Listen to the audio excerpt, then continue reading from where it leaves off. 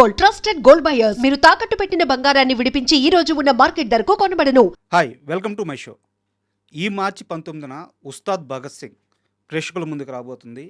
ఈ నేపథ్యంలో powerful mass director Harish Shankar ఈరోజు మనతో ఉన్నారు. ఆయన అడిగి ఉస్తాద్ విశేషాలు, అలాగే హరీష్ శంకర్ గురించి కొన్ని విశేషాలు తెలుసుకుందాం. హాయ్ సార్, నమస్తే. నమస్కారం సార్. సార్, ఇంటర్వ్యూ స్టార్ట్ చేసే ముందు ఒక 12-13 సంవత్సరాల నుంచి మీరు ఎదురైతే ఒక చిన్న మూమెంట్ షేర్ చేసుకోవాలనుకుంటా ఉన్నాను. అది షేర్ చేసుకొని మనం ఇంటర్వ్యూలోకి వెళ్దాం. Please 2013 love marriage sir. మీద ఓకే. ఇంట్లో ఒక చాప, ఒక దిండు, ఒక ప్లేటు, గ్యాస్ కూడా లేదు. దీంతో నా సంసారం మొదలైంది. ఆ టైంలో నాకు ఉన్న ఒకే ఒక్క బలం ఏంటంటే మీ షాక్ సినిమాలో మధురం మధురం అనే సాంగ్. అంటే ఒక జంట బతకడానికి ఆ జంట కలిసి ఉంటే చాలు, ఇంకేం అవసరం లేదు అనిపించేంత గొప్ప పాట. గుడ్. దాంట్లో కొన్ని లిరిక్స్ ఉంటాయి.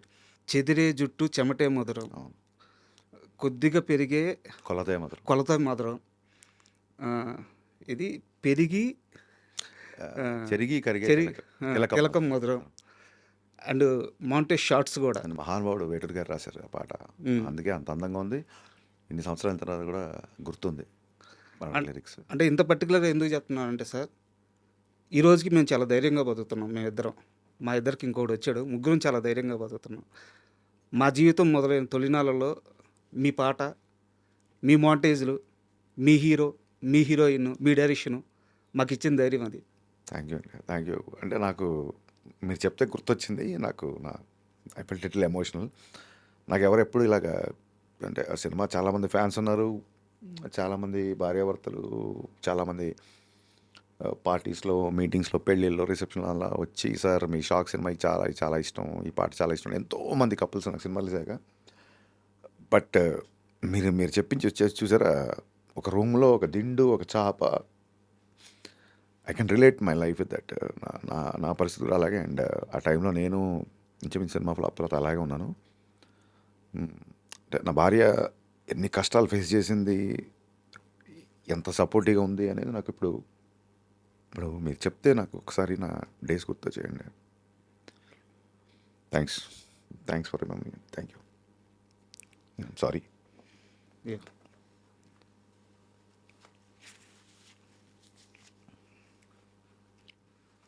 Ready sir. మా చాలా ఉస్తాద్ భగత్ సింగ్ అనేది 2.5 గంటలు ప్రేక్షకుల్ని ఎంటర్టైన్ చేసే సినిమా. మీరు ఇలాగా ఎంత ఎమోషన్తో స్టార్ట్ చేస్తే ఎంటర్ చేయడం కష్టంగా ఉంటుంది సార్. డైరెక్ట్గా సినిమా విషయంకి వెళ్ళిపోదాం.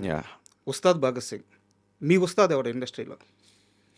అంటే మీ గురువు, మీ టీచరు, మీ బలం? నా ఎవ్రీథింగ్. అంటే గురువు, టీచర్, బలం, నా ఇన్స్పిరేషన్, నా అన్న, నా దైవం. నాకు అదే షాక్ సినిమా పోయిన తర్వాత కూడా నన్ను నమ్మి మళ్ళీ సినిమా ఇచ్చి నన్ను నిల్చోబెట్టి ఇవాళ ఇక్కడ కూర్చోబెట్టి ఏం చేసినా రవితేజ గారండి సార్. మనకు ఉస్తాదు సంబంధించి ఆరా సాంగ్ ఒకటి రిలీజ్ చేశారు. అవును. పవన్ కళ్యాణ్ గారి ఆరాని తొలిసారి హరీష్ శంకర్ చూసిన క్షణం ఏంటి? బీహెచ్ఎల్లో తమ్ముడు తొలి ప్రేమ షూటింగ్ జరిగినప్పుడు తొలిసారి ఆయన డైరెక్ట్గా చూశాను. అంతకుముందు ఐ థింక్ సంజీవ గార్డెన్లో అక్కడమ్మ ఇక్కడ పోయి ఓపెనింగ్ కూడా వెళ్ళాను, కానీ అప్పుడు సరిగ్గా చూడలేకపోయాను. చాలా క్రౌడ్, పోలీసులు, హడావుడి ఉండేది. ఆయన సినిమా అక్కడమ్మ ఇక్కడ పోయి ఓపెనింగ్ అక్కడ జరిగింది.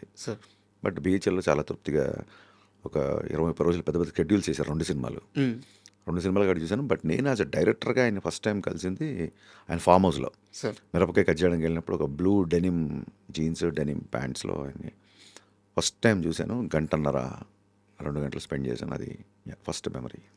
గబ్బర్ సింగ్ సినిమాలో డైలాగ్ ఉంటుంది సార్, పసివాడు పవన్ కళ్యాణ్ అయ్యాడు అని చెప్పేసి. ఉస్తాద్ భగత్ సింగ్కి వచ్చేలాగే పవన్ కళ్యాణ్ డిప్యూటీ సీఎం అయ్యాడు. సో హ్యాండిల్ చేసే విధానం మారుద్ది. భయం పెరిగిందా, బాధ్యత పెరిగిందా? బాధ్యత పెరిగిందండి. భయం ఎప్పుడూ లేదు. ఆయన ఎవరిని భయపెట్టాడు. ఫస్ట్ ఆఫ్ ఆల్ ఆయన అందరితో సరదాగా నవ్వుకుంటూ ఉండే వ్యక్తి. ఆశ్చర్యం ఏంటంటే అప్పటికి ఇప్పటికి ఆయన ఏం మారలేదు. ఆయన చుట్టూ ఉన్న ప్రోటోకాల్ మారింది అంతే. సో డెఫినెట్గా రెస్పాన్సిబిలిటీ ఉంది. చాలామంది అన్న ఐటమ్ సాంగ్ అంటే డిప్యూటీ సీఎం ఒక ఐటమ్ గా వెనకాల డ్యాన్స్ చేయడం, ఆలోచించండి రా బాబు మీరు కొంచెం. అది అలాంటి కొన్ని కన్సర్న్స్, కొన్ని రెస్పాన్సిబిలిటీస్ తీసుకున్నాం. మీరు సాంగ్స్లో చూస్తే కూడా ఈవెన్ ఆయన బ్లాక్ బ్లేజర్లో అంత డ్యాన్స్ చేసినా సరే దాంట్లో యువతకి ఒక మంచి మెసేజ్ ఉంది. సిచ్యువేషన్లో కూడా శ్రీలీల కొంచెం లోలో ఉన్నప్పుడు అమ్మాయిని కొంచెం చీరప్ చేయడానికి వచ్చే సాంగ్ నీ పెదవిలోన ఉన్న జాగా నువ్వు నవ్వుకోవడానికేగా, నీ కాలి కింద ఉన్న నేల నీ సొంతం అంటే నమ్మవేళ, కరెక్ట్. ప్రాబ్లమ్స్ వస్తే క్యూలు కట్టి పంపించేద్దాం సావగొట్టి, పోరాడితే పోయేదేంటి. అవును. So even though it's a duet, it's a dance number కూడా ఒక యూత్కి ఒక మంచి ఒక ఉత్సాహభరితమైన గో అండ్ గెట్ ఇట్ అనే ఒక యాటిట్యూడ్ అందులో మెయింటైన్ చేసాం. Sure. అలాగే ఎత్తరా కాలర్ తీసుకున్నా సరే ఎక్కడో బ్యాక్ ఆఫ్ ద మైండ్ ఉంటుంది. అది ఆయన డిప్యూటీ సీఎం అయ్యారని కాదండి, ఆయన ఖుషి అప్పుడే ఏ మేరా జహా తెరా కామ్ క్యా హై అని ఆమెన్ ఇండియన్ అనే బద్రీలో Correct. ఆ సామాజిక స్పృహ, ఆ జాతీయతావాదం, ఆ భావజాలం ఆయనకి చిన్నప్పటి నుంచి ఉంది. అదే పాలిటిక్స్లోకి వెళ్ళడానికి పుష్ చేసి ఉంటుంది. అలాగే జరిగింది. బట్ సినిమాలో ఇలాంటి కైండ్ ఆఫ్ సాంగ్స్ నేనేదో కొత్తగా పెట్టానట్లేదు. That suits for him. Sir. ఆయన నుంచి ఏదైనా చెబితే వినాలనుకుంటాం. అందుకే ఆ 2 సాంగ్స్, ఇది మాస్ నెంబర్ అయినా, అది డ్యాన్స్ నెంబర్ అయినా, రెండిట్లలో కూడా మీరు అందులో కూడా చాలా ఇన్స్పిరేషన్ ఉంటుంది. తుపాకీలో తూటాల రెడీగానే ఉండాలా, ధనాధన పేల్చి తుప్పు రేగొట్టే టైం వస్తే ధనాధన పేలాల, Sure. కోట మీద జెండాల పొగరే నీలో ఉండాలా. ఏదైనా సరే ఒక యూత్ దాన్ని ఏమంటారు, ఒక ఉత్సాహంతో ముందుకి ఉరకలు వేసేలాగా ఒక శ్రీశ్రీ, నేను ఇందాక చెప్పాను ఇంటర్వ్యూలో, శ్రీశ్రీ పద్యానికి, శ్రీశ్రీ వాక్యానికి స్వాగ్తో ఉన్న ఒక ప్యాంటు షర్ట్ వేసి దానికి ఒక మనిషి రూపం దాలిస్తే దట్ ఈస్ పవన్ కళ్యాణ్. బా. అండ్ మనం కన్వర్జేషన్ తెలియకుండానే లిరిక్స్ మీదకి వెళ్ళిపోతుంది కాబట్టి నా దగ్గర ఇంకో స్పెషల్ క్వశ్చన్ ఉంది సార్. చెప్పండి. మీ సినిమా టైటిల్స్ కార్డ్స్ పడేటప్పుడు ఒక షాక్ తప్పించి మిగతా అన్ని సినిమాలు చాలా వరకు ఫస్ట్ ఆ టైటిల్ కార్డ్స్లో ఫస్ట్ పడేది లిరిక్స్. అవునండి. అవును. ప్రతి సినిమా, అవును. అవును. ఏ సినిమాకి అలా వేయరు. అవును. ఎందుకు అంత ప్రత్యేకంగా లిరిక్ రైటర్స్కి మాత్రమే అంత మొదటి స్థానం ఇస్తున్నారు? ఏం లేదండి, నాకు సరస్వతి ఉన్నవాళ్ళు ఎవరైనా సరే నేను సాష్టాంగ నమస్కారం చేసి మోకరు వెళ్తాను. అందులోనూ నాకు చిన్నప్పటి నుంచి నాన్నగారు తెలుగు టీచర్ అవడం వల్ల చిన్న పుస్తకాలు, సాహిత్యం ఇట్లా వచ్చి ఉంది. నా ఆఫీస్లో నా పూజ గదికి ఒక పక్క ఇళయరాజా గారు, ఒక పక్క వేటూరు గారు ఉంటారు. అంటే దేవుళ్ళు డైరెక్ట్గా మనతో ఇంటరాక్ట్ అవ్వలేక సంగీతం రూపంలో రాజా గారిని, సాహిత్యం రూపంలో వేటూరు గారిని మనకు పంపించారనేది నా ప్రగాఢ నమ్మకం. నేను అదే ఇల్యూజన్లో ఉంటాను, నేను అదే ట్రాన్స్లో ఉంటాను. సార్. అదే నన్ను ముందుకు తీసుకెళ్తుంటుంది. అదే నాకు అంటే ఇప్పుడు మీరు అన్నారు సార్, షాక్ సినిమా లిరిక్స్తో మీ యొక్క దాంపత్యం స్టార్ట్ అయింది అని. అలాగా నాకు నేను ఎప్పుడు లోలో ఉన్నా, లేదా ఎప్పుడు నాకు ఎనర్జీ అవసరమైనా నాకు ఏదో రూపంలో చూడండి, ఒక భగవద్గీత తీస్తే ఒక శ్లోకం మనల్ని గైడ్ చేస్తుంది అంటారు చూసారా, అలాగే ఏదైనా పాట పెడితే నాకు వేటూరు గారు గైడ్ చేస్తారు నన్ను. మీరు నమ్మరు, దెర్ ఆర్ వెరీ అంటే నేను అసిస్టెంట్ డైరెక్టర్గా ఉన్నప్పటి నుంచి, it's not because I don't like to cell sympathy stories, because మనమేం స్వాతంత్ర సమయంలో పాల్గొనలేదు. నేను డైరెక్టర్ అవ్వాలని, కమర్షియల్ సినిమాలు తీయాలని, నేను పేరు సంపాదించాలని వచ్చాను. కాబట్టి మన కష్టాలు, మన స్ట్రగుల్స్, మన పిటి స్టోరీస్ అంత వాల్యూ ఉంటుందని నేను అనుకోను. బేసిక్గా మనం దేశ సేవలో పాల్గొని లాఠీ దెబ్బలు తిని జైలుకి వెళ్తే దాన్ని త్యాగం అంటారు తప్ప, నేను 2 రోజులు తినలేదు, 3 రోజులు పడుకోలేదు అని నేను చెప్పుంటాను ఇమెచ్యూర్గా. బట్ ఇవన్నీ అయింది నువ్వు డైరెక్టర్ అవ్వడానికి, నువ్వు ఏదో సైంటిస్ట్ అవ్వడానికో దేశానికి ఏదో ఉపయోగపడమని కాదు. So I don't believe that. But having said that, ఎప్పుడన్నా లోలో ఉన్నప్పుడు నాకు వేటూరు గారి సాహిత్యం చాలా రకాలుగా, అంటే మా ఊపిరి నిప్పుల ఉప్పెన, మా ఊహల కత్తుల వంతెన, మా దెబ్బకు దిక్కులు పిక్కటిల్లిపోయే రంపంపం, ఆ లైన్స్, అందులోనే నేడేరా నీకు నేస్తము రేపే లేదు, నిన్నంటే నిండు సున్నరా రానే రాదు. చిన్నప్పటి నుంచి ఇలాంటి బాగా వినడం మూలంగా, తెలుగు మీడియం స్టూడెంట్ అవ్వడం మూలంగా నాకు ఎస్పెషల్లీ మాటలంటే నేను రాయగలుగుతాను, కానీ లిరిక్స్ రాసేవాళ్ళంటే నాకు చాలా గౌరవం. అందుకు లిరిసిస్టుల పేర్లు నాకు ఇప్పుడు ముందుంటాయి. Super sir. అండ్ ఈ 2425 కార్ ఫ్యాన్సీ అని సార్ మీకు? ఏం లేదండి, బిహెచ్ఎల్ శ్రీనివాస్ గారు కానీ నేను థియేటర్ చేసినప్పుడు నాకు ఒక సన్నిహితుడు, నాకంటే చాలా పెద్ద, నాకు గైడ్ లాగా ఉండేవాళ్ళు. మిరపకాయ సినిమా బిఫోర్ ఆయన కొత్త కారు కొనుక్కుంటే ఆయన పాత కారు నాకు అమ్మేశారు. దాని నెంబర్ 2425. సో అది ఉన్నప్పటి నుంచి అన్నీ అలాగా నేను ఆ కార్లో నరేషన్కి వెళ్ళినప్పుడు ఓకే అవ్వడం, ఆ కార్లో బయటికి వెళ్ళినప్పుడు సినిమాలు బ్లాక్ బాస్టర్ రిపోర్ట్ రావడం, ఇవన్నీ ఇప్పుడు మా ఫ్యాన్స్కి చెప్తే అన్న ఆ కార్ ఎక్కడ తీసుకొచ్చాయని అంటారేమో. సో అప్పటి నుంచి ఇంకా 2425 స్టార్ట్ అయింది. గబ్బర్ సింగ్లో కూడా నాకు తెలియకుండా మా కోడేటర్ బాబీ సార్ బండికి, సార్ బైక్కి ఆ నెంబర్ వేసేసాడు. సినిమా ఇండస్ట్రీ హిట్ అవడంతో ఇంకా మా డైరెక్షన్ డిపార్ట్మెంట్ తీసుకున్న కాల్, అది నాది కాదు. అదే చాలా సినిమాల్లో గమనించాను. ఉస్తాద్లో కూడా అదే ఉంటుంది. అవును సార్. ఇప్పుడు ఉస్తాద్ విషయానికి వస్తే, మామూలుగా పవన్ కళ్యాణ్ గారి సినిమాలు అంటే ఆయనకున్న ఫ్యాంటసీ ప్రకారం లేకుంటే ఆయనకున్న ఇష్టం ప్రకారం తుపాకులు రకరకాల గన్స్ కనిపించడం సర్వసాధారణం. ఉస్తాద్లో కొత్తగా యారో కనిపిస్తుంది ఏంది? అవునండి. బాణం అనేది ఐ థింక్ నాకు తెలిసి అంటే దాన్ని ఏమంటారు, కథని సపోర్ట్ చేసే దీంట్లో అంటే ఒక ట్రైబల్ కుర్రాడు చిన్నప్పటి నుంచి భగత్ సింగ్ యొక్క సిద్ధాంతాలని భావజాలని వంట పట్టుకొని ధైర్యంగా పెరిగిన కుర్రాడు. భగత్ సింగ్ అంటేనే కారణం ధైర్యం. సార్ భగత్ సింగ్ అంటే మనకు గుర్తొచ్చే ధైర్యం. కరెక్ట్.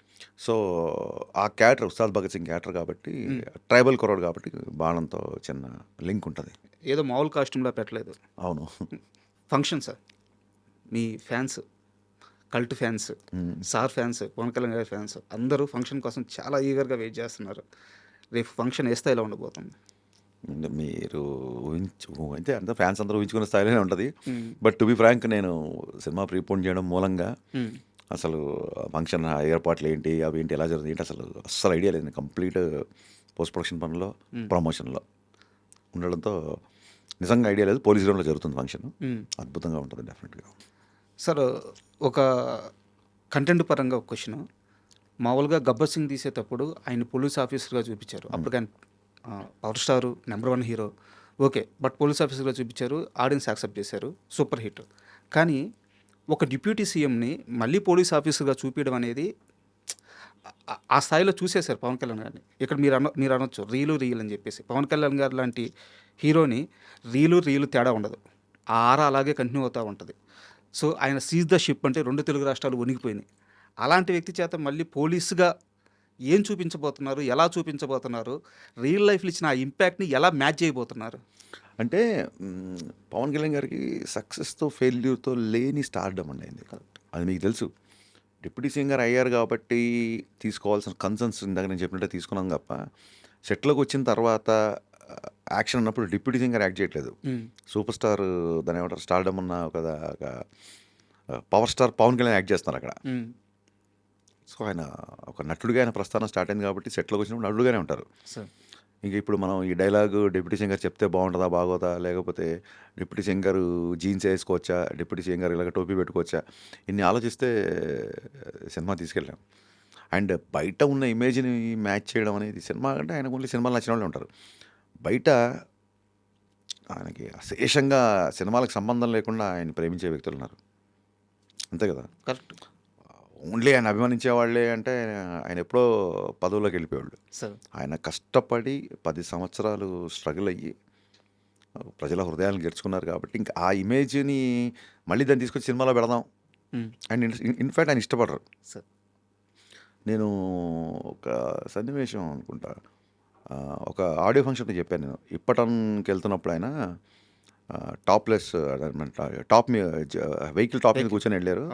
అలాంటి సీన్ నాకు చాలా నచ్చింది. అది చేద్దాం అన్నప్పుడు కళ్యాణ్ గారు ఆయన చీవట్లా అనలేం కానీ, హరీష్ అది ఒక ఎమోషనల్గా నేను తీసుకున్న ఒక డెసిషను, ఒక ఎమోషనల్గా నేను ఒక పర్పస్తో వెళ్ళిన పని అది. దాన్ని నువ్వు ఏదో కమర్షియలైజ్ చేసి సినిమాల్లో అది అది అది నా ఎమోషను, దాన్ని నేను ఎంటర్టైన్మెంట్లో పెట్టడం ఒకసారి ఆలోచించు అన్నారు. అయితే పొలిటికల్గా ఇప్పుడు మీరు సీజ్ ద షిప్ అనే డైలాగ్ చాలా ఫేమస్ అయింది. అది పెట్టాలంటే 2 నిమిషాలు ఆలోచిస్తే సీన్ వస్తుంది. అవి ఆయన ఎంకరేజ్ చేయరు. పాలిటిక్స్ వేరు, సినిమాలు వేరు. ఆ రెండింటి మధ్య గీతని భగవద్గీత అంటారు చూసారా, మా టీజర్లో ఉంటుంది, అలా గీశారు ఆయన. And for more videos, please subscribe to iDream. Please subscribe to iDream. Please subscribe iDream. And please subscribe to iDream. For more videos, subscribe to iDream. please like, share and subscribe to the channel. Congratulations, iDream. Subscribe to iDream. Subscribe to iDream. So subscribe to iDream Media. iDreamకి iDream team అందరికీ huge congratulations. Please subscribe iDream Media. Please subscribe to iDream. Subscribe iDream. Please subscribe to iDream.